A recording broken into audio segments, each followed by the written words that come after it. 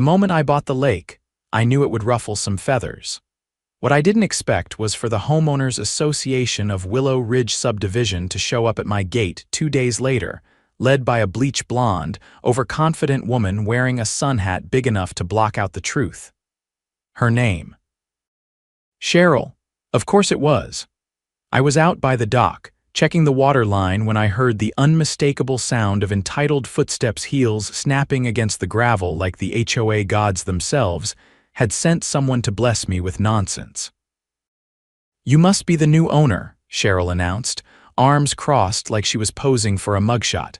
Behind her were 2 other HOA board members, one holding a clipboard, the other looking like he'd rather be anywhere else. "I am," I said, standing up. "Name's Adrian Zeller."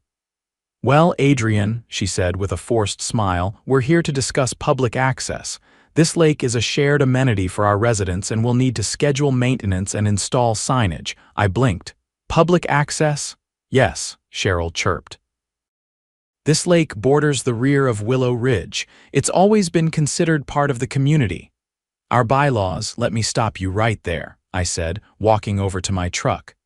I opened the glove box and pulled out the copy of the deed, still crisp from the county clerk's office. I handed it to her. "You might want to read that before you start installing signs on my land." She skimmed it, her smile fading faster than a popsicle in August. "This can't be right," she muttered. "There must be some mistake." "No mistake. I bought it from the previous owner fair and square. It's private property now. Not part of your subdivision, not owned by your HOA, and definitely not an amenity." Cheryl's face tightened. "We've had residents using that lake for years. They fish, paddleboard, some even host holiday events, and now," I said, folding my arms, "they're trespassing. You can't just cut off access like that." "I absolutely can, and I will." She sucked in a breath so dramatic I thought she might faint from oxygen loss. "We'll see about that. The HOA has rights." I didn't say anything. I just took the deed back and walked toward my dock. The sound of her heels storming away was the only music I needed. The next morning, I found a laminated sign zip-tied to my gate. "Notice: Common Area Maintenance by HOA Public Access mandated." It had the Willow Ridge HOA logo plastered right on top. I laughed out loud. I took it down, called my lawyer, then installed 2 motion-activated trail cameras, one facing the lake, the other watching the pathway from the subdivision. I had a feeling this was just the beginning, and I was right. By the 3rd morning, I had a full flash drive of HOA board members wandering onto my property like they owned the place. One even had the gall to paddle out in a kayak, waving at my camera like he was on a guided tour. I didn't confront them, not yet. What I needed was a pattern, not a confrontation.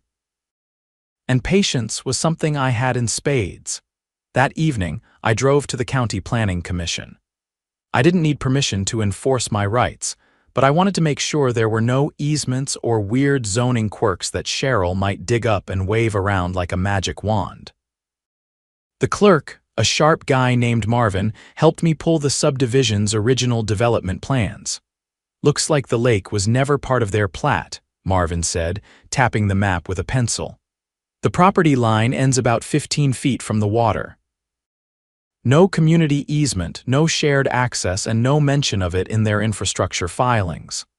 "Mind printing that for me?" He slid the copy across the counter. "You expecting trouble? Already in it." By the end of the week, things escalated. I came home from work to find an orange plastic fence stretched across my property line, with a handmade sign reading, "HOA Event Area Temporarily Closed for Improvements." Tables were being set up, and 2 guys in matching polo shirts were hammering stakes into the ground like they were building a circus tent. I parked, walked straight up to the nearest one, and asked, "Who gave you permission to be here?" "Cheryl," he said without looking up. "She said this was common ground, something about the bylaws." I pulled out my phone, opened the camera app, and began filming. "All right," I said, keeping my tone even. "I'm asking you both to leave private property. You've got 5 minutes. After that, I call the sheriff." He looked up then, uncertainty creeping into his face. We're just following orders. Then follow the next one, pack up and leave. They hesitated, but when I started dialing, they scattered faster than leaves in a storm. I took video of everything: the sign, the fence, even the tire tracks leading back to the subdivision. That night, I emailed everything to my attorney and filed a trespassing report with the county sheriff. I wasn't bluffing anymore. Still, Cheryl wasn't the type to back down after a warning. She was the type who doubled down. 3 days later, I received a certified letter from the HOA. Inside was a fabricated notice of violation claiming I was obstructing community access to a designated recreation area and threatening daily fines of $200 until compliance was achieved. It was printed on HOA letterhead and signed by all 5 board members. The problem: they had absolutely no jurisdiction over my property. None. I took the letter straight to my attorney, a seasoned real estate litigator named Laura Mendel, who had dealt with more overreaching HOAs than she could count. "This is fraud," she said, flipping through the pages. "They created a fake violation for land they don't govern and threatened financial penalties under false pretenses. That's a felony in this state. They just handed you a gift. We drafted a cease and desist letter, citing specific statutes about impersonating authority and attempted extortion." Laura also recommended we file a complaint with the state's Department of Consumer Affairs and the county prosecutor's office. We submitted everything: videos, photos, the letter, and a timeline of events. By the following week, the sheriff's department launched an investigation. Deputy Rionner came by to take a formal statement. He'd already spoken with Cheryl, who apparently claimed it was all a misunderstanding. "You'd be surprised how often these things happen," he said, voice low as he wrote in his notepad. "HOAs get used to pushing people around. Then they meet someone who knows the law. Do they usually commit mail fraud in the process?" He chuckled. "That part's new." The very next weekend, I hosted a barbecue, not to celebrate yet, but to meet the people whose HOA had been scheming behind their backs. I sent open invitations to every house that bordered the lake, clearly stating that it was on my property and that I was extending temporary courtesy access for the event. Nothing fancy. Just burgers, music, and a chance to tell my side of the story. About 30 people showed up. And within an hour, I realized most of them had no idea what the HOA had been doing in their name. "We were told the lake was always part of the subdivision," said a man named Don, a retired firefighter who lived 2 doors down from the fence line. "They told us it was common land when we bought the house." "It never was," I said. "I've got the county maps to prove it, and I've already filed a complaint with the state. You all might want to think about what else they've been lying about." That got their attention. One woman, a nurse named Felicia, looked toward the water and said, "They tried to fine me last year for having unauthorized guests fishing. Those guests were my nephews. I thought they were bluffing but paid it anyway." "Ask for your money back," I said. "And ask for proof of the rule they cited." By sunset, several residents were openly discussing a recall vote. I offered them copies of the maps and directed them to the county records office. I didn't push anything, just gave them facts. The rest took care of itself. The next morning, Cheryl showed up again. This time, she parked on the street and marched up with a face full of forced civility.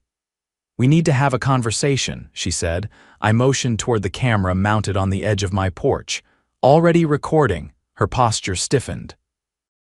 "There's been a misunderstanding. The board didn't mean to imply ownership. We were just concerned about access." "Is that why you sent a fake violation notice with daily fines?" She looked away briefly. "The language may have been overzealous. Try fraudulent. I'm trying to resolve this amicably. You had your chance. Now it's between you and the county." She exhaled through her nose. "You're making this more difficult than it needs to be. You've got that backwards." She left without another word. That afternoon, Deputy Rionner called with an update. The district attorney's office was reviewing the case. While criminal charges were still under consideration, a civil suit was now officially in motion. Laura filed the paperwork for defamation, trespass, and attempted extortion. The HOA would be served within the week. The fallout hit faster than I expected. 3 board members resigned within days of being served. Cheryl tried to rally support but found herself isolated. Turns out, the residents didn't appreciate being dragged into a legal mess over something they never authorized. A petition for a special election to dissolve the current board reached the required signatures in 48 hours. Still, I wasn't celebrating yet. Cheryl wasn't the type to walk away clean. And something told me she had one more card to play. I just hoped it wasn't as stupid as the last one.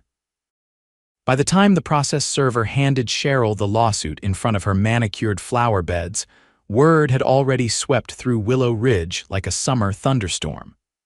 Residents weren't just gossiping anymore, they were organizing.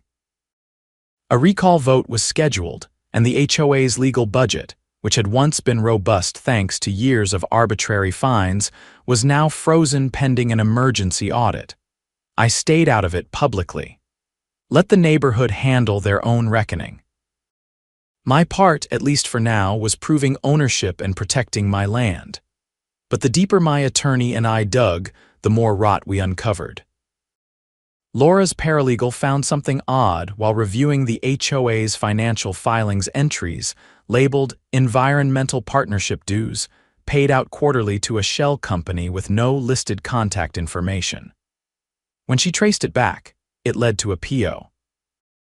Box registered under the name of Cheryl's cousin, a man who didn't even live in the state.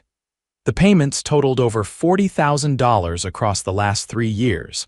I took the file straight to Deputy Rioneur. He didn't blink.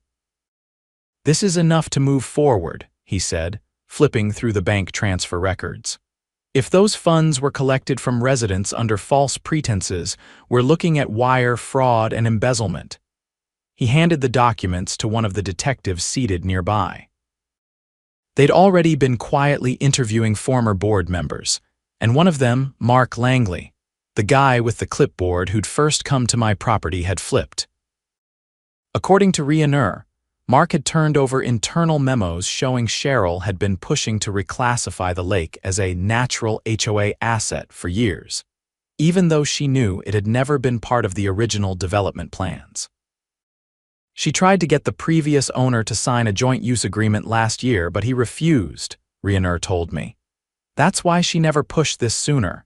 She waited until it changed hands, then hoped she could bluff her way into control. It was more than bluffing now. It was criminal. A week later, Cheryl was arrested for fraud, falsifying public documents, and misappropriation of HOA funds. The sheriff's office raided her home and the HOA office inside the clubhouse. Boxes of records were hauled out, and residents stood on their porches watching the scene unfold like it was a neighborhood parade. I stayed on my porch sipping coffee.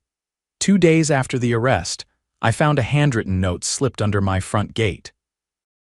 It wasn't signed, but I recognized the penmanship from the fake violation letter, the same loopy, aggressive script Cheryl had used when she tried to fine me for access obstruction. This one read, "You'll regret this. Enjoy your lake while it lasts." I handed it to Rioneur. He took it without a word and added it to the growing case file. He didn't seem surprised. Apparently, Cheryl had left similar notes on the windshields of 2 former board members who refused to back her plays. Meanwhile, the special election to replace the HOA board moved forward. Don, the retired firefighter, and Felicia, the nurse, were both on the candidate list. They weren't running on promises, they were running on facts. Their campaign flyers included copies of the original subdivision plats, photos of the fake signage, and a one-line slogan, "We live here." We deserve better. The election turnout shattered previous records. Cheryl's remaining allies barely mustered a dozen votes between them. By the end of the day, the board was flipped, the bylaws were under review, and the new leadership voted unanimously to audit every financial decision made in the last 5 years. But just when I thought the storm had passed, the weather turned. Late one night, I was reviewing the latest drone footage of my property. I'd started flying a small drone twice a week, mostly to keep an eye on shoreline erosion and to track any uninvited guests. What I saw made my stomach drop. A section of the tree line near the northern edge of the lake, about 20 feet into my property, had been cleared. Not just trimmed, bulldozed. Several mature oaks gone, replaced by a rough gravel path leading directly from the subdivision's walking trail to my shoreline. I grabbed a flashlight and hiked out there. Sure enough, fresh tire tracks, a wheelbarrow, a pile of landscaping bricks half buried under a tarp. Someone had started building a patio. The next morning, I filed a police report and had Laura draft an emergency injunction. The new board was cooperative. They hadn't authorized any work, and after some internal calls, it became clear that none of the contractors hired by the HOA had done it. That left one possibility: Cheryl.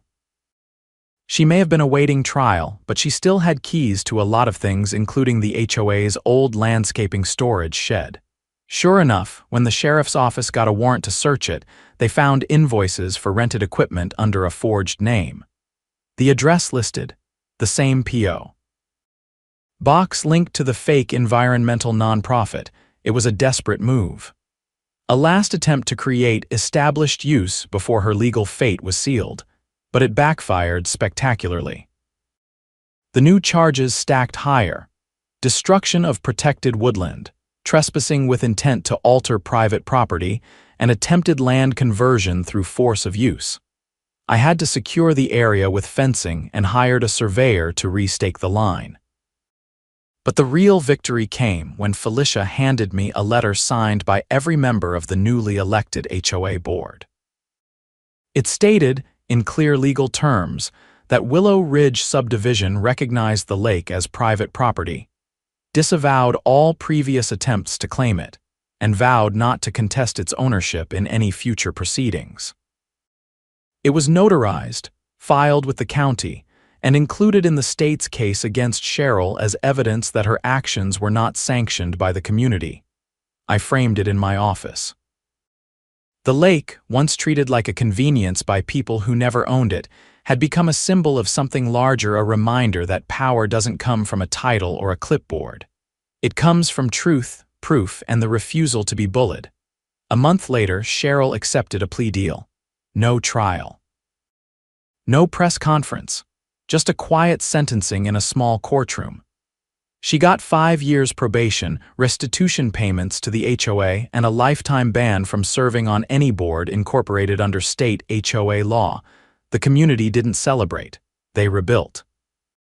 The walking trail was rerouted, the falsified fines were refunded, and a new transparency portal was launched so every resident could see where their dues were going. Don and Felicia kept their promises not through grand speeches, but by showing up, listening, and doing the work. As for me, I built a small boathouse on the north end of the lake. Nothing fancy. Just enough space for a canoe and a quiet chair by the window.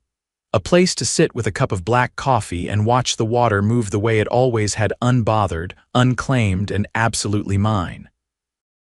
The lake was quiet again. No uninvited guests, no plastic fences or bogus notices. Just the sound of cicadas humming in the trees and the occasional splash of bass breaking the surface. But even with Cheryl gone and the new board in place, I couldn't shake the feeling that something unfinished still lingered beneath it all. I wasn't wrong. 2 months after the new board took over, Felicia called me one evening. She'd been going through archived HOA records, documents the old board had stuffed in a locked cabinet that no one had touched for years. There was a file labeled Auxiliary Projects, and inside it were receipts, contractor logs, and inspection summaries that didn't match any known community upgrades. One item caught her attention: a payment for soil remediation along the northern tree line on my land, dated a full year before I bought the property. It had been signed off using my lake's parcel number. I met her at the new board's office the next day. It was a modest space now, no more luxury coffee machines or leased subs. Just folding chairs, paperwork, and people trying to clean up years of deception. Felicia handed me the file. They used your parcel number to apply for state conservation funds, she said. This was before you bought the property, but they didn't own the land then either. The original owner never signed anything. The grant application had been submitted under the name of the Willow Ridge Environmental Committee, a subentity that didn't legally exist. It had received nearly $30,000 in state funds for shoreline conservation, and the paperwork had been processed using a forged signature from a man who, according to the county's death records, had died 2 years prior. I took the file straight to Laura. Her face darkened as she read through the pages. "This goes beyond HOA misconduct," she said, pulling out her tablet. "This is grant fraud, identity falsification, and misuse of public funds. And if they used a dead man's signature, we're looking at felony charges that could go federal." By the end of the week, the State Department of Natural Resources had launched an investigation. A forensic handwriting analyst confirmed the signature had been forged. The original application had been submitted electronically, but the uploaded document bore a falsified notary stamp from an office that had closed 6 years earlier. The state issued subpoenas for all HOA financials dating back 7 years. The new board cooperated fully. They even hired an independent auditor to help untangle what Cheryl and her allies had buried. The deeper they looked, the worse it got. Turns out the environmental partnership dues weren't just going to a shell company.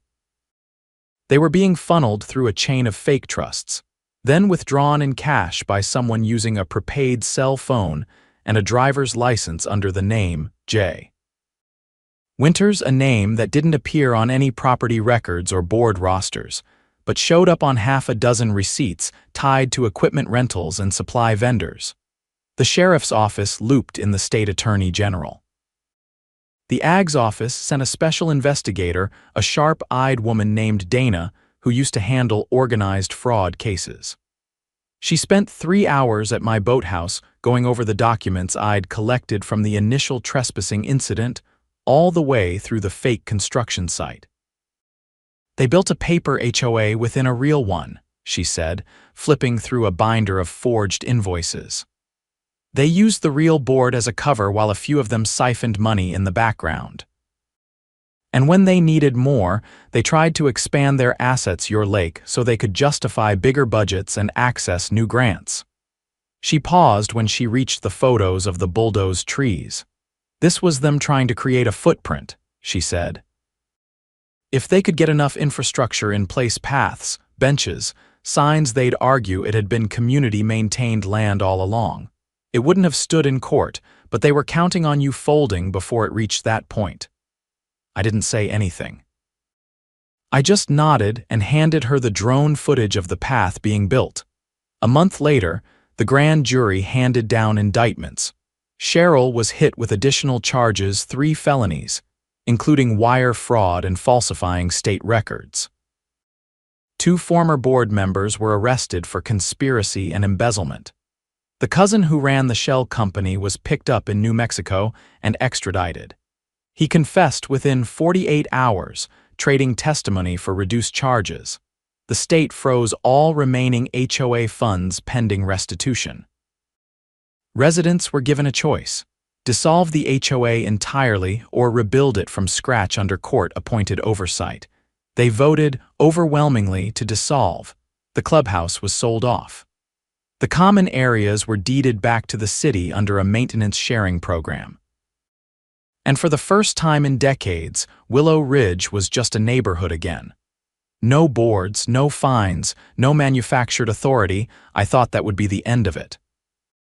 But then I got a letter from the state AG's office, an official notification that I was entitled to victim compensation from the conviction. I declined the money. What I wanted was something else, a public acknowledgement. So the AG's office held a press conference. It wasn't flashy. Just a podium on the courthouse steps, with Dana reading a statement about the investigation's conclusion. "This case is a reminder," she said, "that fraudulent governance, no matter how small scale or hidden behind community rules, is still fraud. It's still theft. And it's still subject to the full weight of the law. She handed me a framed certificate, a formal recognition of my cooperation and documentation that helped dismantle the fraud ring. I didn't care about the frame, but the words mattered. Back at the lake, I built a small dock extension. Not for fishing or launching boats, just a bench at the end, facing the water. I added a plaque to the post beside it. Nothing grand, just a quote etched into steel: "Property isn't power. Truth is." The neighborhood changed after that. People waved more, talked more. A few even asked if they could fish along the bank again. I said yes, with one condition: they ask first, and they always did. The lake was still mine, but it felt more peaceful now. Not because I'd won, but because the illusion of control that had once seeped from across the fence was gone. Cheryl had tried to own something with lies. I'd kept it with facts, and that made all the difference.